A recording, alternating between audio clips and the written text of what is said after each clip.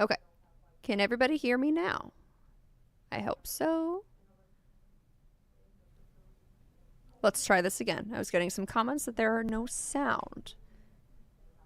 Will somebody comment to see if... Okay, perfect. Thank you. Thank you, Emily. Okay, so now I'm going to start over since we had no sound. So today is another day of that severe weather potential that continues into the weekend. This has been a string of several days in a large storm system moving through the area, bringing the multi-day threat for severe weather. So an active weekend is ahead. Today is a first warned weather day for the potential for all modes of severe weather once again. Damaging winds, large to very large hail, a few tornadoes, and we have that flooding potential as well, mainly into the overnight hours, as we could see some really heavy rainfall setting up with some thunderstorms. I think the main timing for our severe weather threat today is going to be the afternoon and into the overnight hours. I think as we head into the later overnight past midnight, I think we transition more to that flood threat as the primary threat. However, severe storms will still be possible as we head into the overnight hours. On Sunday, first warn for severe weather still, however, a lesser threat tomorrow than there is today. So a higher threat today than tomorrow. Hail and damaging winds are the primary threats for our Sunday, and an isolated tornado is possible. So we are going to kind of dive in a little bit deeper to what all of this looks like and what all of this means in just a second. But a few rounds of rain and thunderstorms are possible as we head through the day on Sunday. So let's get started. Right now, things are primarily quiet. We've got cloud cover in the area. We have dry conditions at this time. And I do want to take a wider look. I'm going to zoom us out a bit. We see that there's a cluster of rain and thunderstorms to our southeast near the bootleg as well as near Paducah. That's moving through. And we're also going to be watching what's happening down to our far southwest near the Oklahoma City area in Oklahoma, as we could see storms continue to push in from our southwest as we head through the next several hours through the day today. This is associated with a couple frontal boundaries that will lift into the area, bringing that threat for severe weather as we head through the day today and then eventually into the overnight hours. So latest information from the Storm Prediction Center. This came out about 45 minutes to an hour ago. And I'm going to take down the little sting at the bottom so we can see the new edit. Give me 1 second.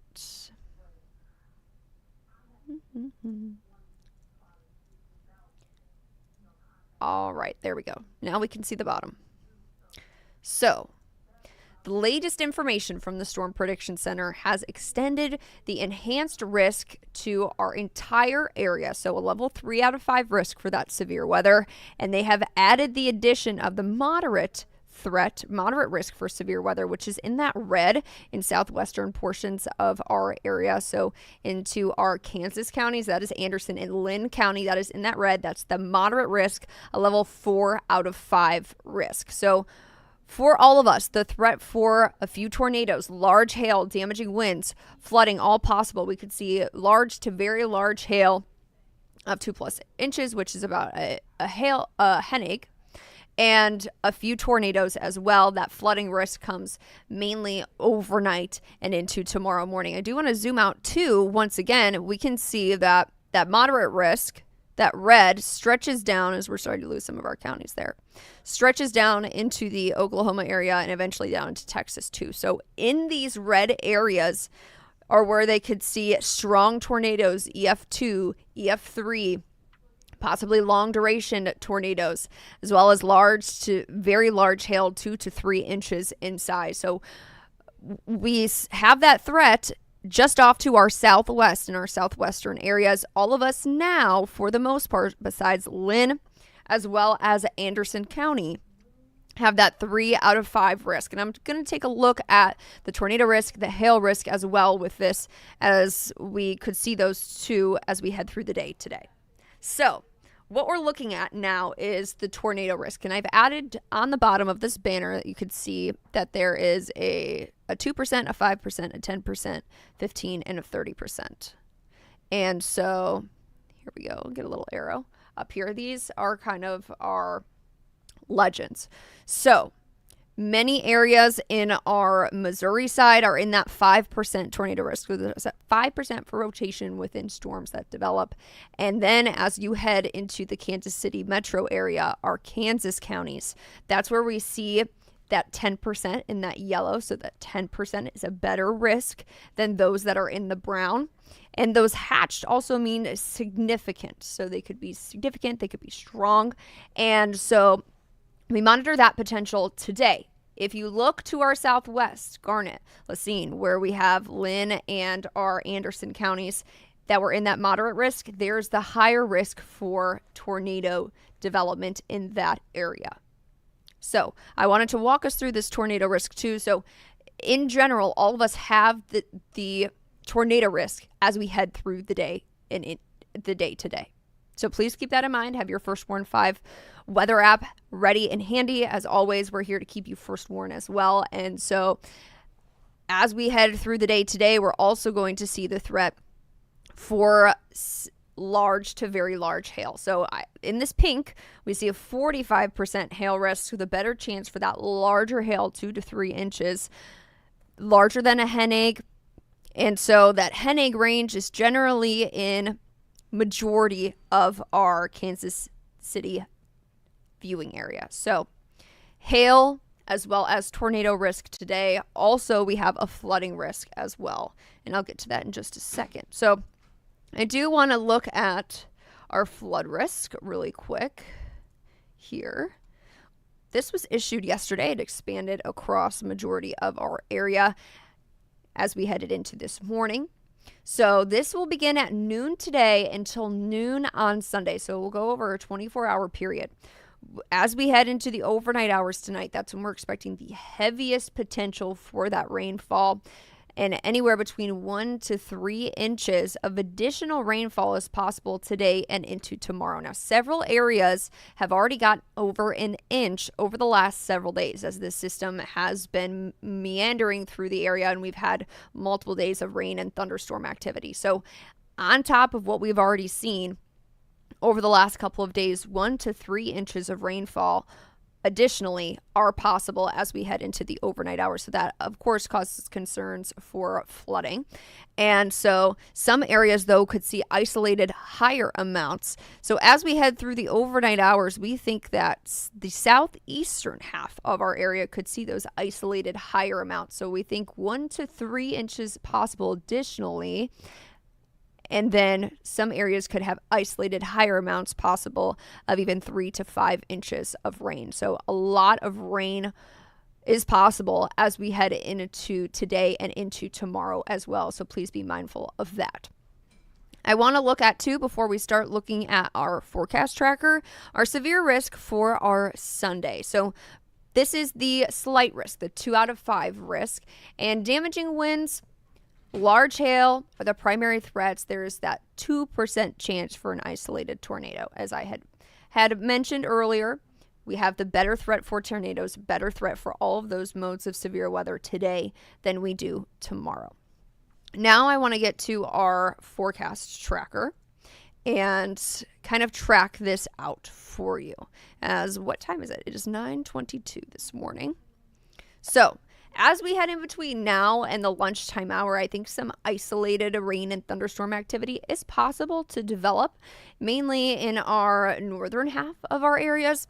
I'm not expecting this to be severe. I think we're going to stay sub-severe with this activity, but as we start to head into the peak heating of the day, that's when we could start to see more of those severe storms and that threat for severe weather start to ramp up. So I think isolated activity at first becomes more widely scattered as we head past the lunchtime hour across the area. If we do look at this, you see those isolated 2 cells to our south. This is just a new run that just came out now that I am looking at this. This is the new run. So more isolated cells are possible as we head past the lunchtime hour and continuing through the late afternoon hours. We'll start to see activity. As I mentioned, we're monitoring stuff way far to our southwest as we're seeing some frontal boundaries lift things into our area. So we could see that additional activity move into our southwestern areas first before it becomes more widespread to scattered activity as we head into the evening hours, so around dinner time through the evening as well. And all of this will bring the potential for all threats for severe weather as we head into the evening hours. And then as we head into tonight, here we are at midnight, you can see a lot of pinks, magentas in there. That's indicating very heavy rainfall, and that could be possible through the overnight hours, as this is going to be widespread across the area. As we continue into our Sunday morning, this activity lingers around, slowly pushes out of the area, and then as we head into the lunchtime hour, we could get a little lull in the activity through mid-morning and into the lunchtime hours before we start to see another chance for that scattered rain and thunderstorm activity as we head into the afternoon, some of which could be strong to severe. So here we are, the peak heating of the day once again, seeing those scattered thunderstorms continuing to pop up and continuing to move out of the area. But then eventually, as we head into Sunday night, this system finally starts to push out of the area, and we will be much quieter as we head into our Monday. So once we get through Saturday and Sunday, we have some relief as we head into Monday. Okay, I'm going to take a look to see if we have any questions or comments about anything that I have just talked about. So let's see.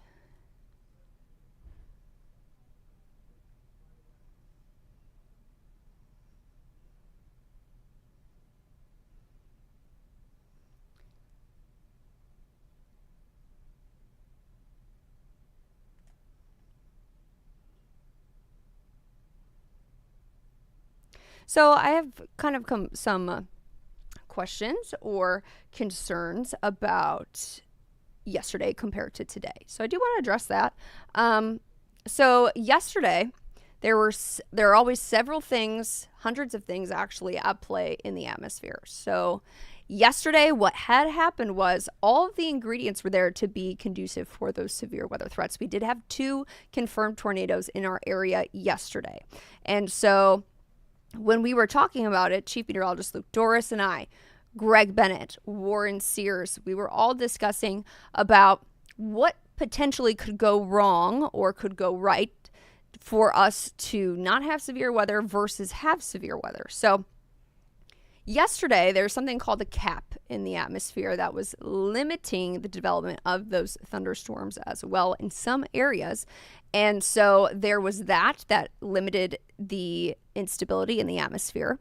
So that was also one reason, but we still did see isolated cells move through the area yesterday. And so in addition, there was also a lot of cloud cover that hung around, and cloud cover can sometimes help limit the instability that happens in the atmosphere, the instability that is needed for severe weather to develop.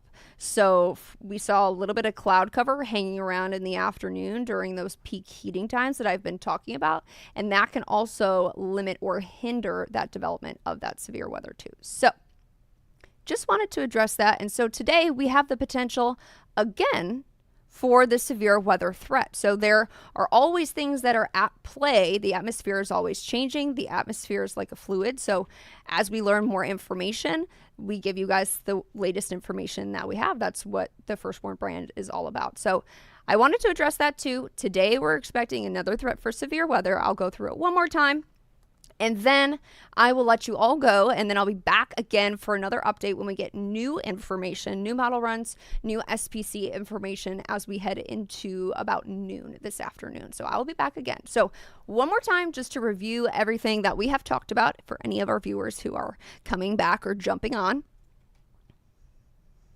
The next 2 days, our Saturday and Sunday, brings the threat for severe weather once again. So today, all hazards are possible: damaging winds, hail, as well as a few tornadoes. Into the afternoon and into the overnight is what we're generally expecting for this time frame. As we head into Sunday, a first warn, we're seeing a lesser threat for severe weather on Sunday versus today. So a higher threat today, lesser threat on Sunday. Hail and winds are the primary threats, and an isolated tornado is possible. And so I want to look back at our satellite and radar now to show that things are generally quiet. We could see some isolated rain and thunderstorm development as we head before the lunchtime hour, but I think we'll start to see activity and coverage increase as we head into the afternoon and eventually becoming more widespread as we head into the evening and into the overnight hours. We zoom out satellite and radar. We have activity to our southeast and far southeastern Missouri, and we also have activity that is moving through the Oklahoma area and out of Texas at this time. So that's still associated with the same storm system that's moving through and will be creating our weather as well. So we're going to be watching to our southwest for development, as well as already developed rain and thunderstorms moving into our area over the next several hours as well. So while things are quiet right now, we do have cloud cover in the area. We're expecting some of that to start to break up, and as these rain and thunderstorms slowly push over, we could additionally see some additional development as we head through the afternoon and evening hours. One more time, just want to show too, the Storm Prediction Center outlook as that new SPC outlook came through, and it upgraded the far southwestern counties of Lynn and Anderson counties to that moderate risk for severe weather, the level 4 out of 5 risk. So all of us continue to see the threat for tornadoes, large hail, damaging winds, and flooding. That flooding risk is mainly through the overnight hours and into tomorrow morning. So I think this time frame is generally going to be between about 3 and 11 o'clock for that severe weather potential, but we could see some isolated rain and thunderstorms before then. So that's the latest information that I have here. And that's what I'm going to leave you off with. We'll, of course, be here to first warn you about any new information that we get. And so I will be back around noon to give you the latest information that we have learned. Have a great morning.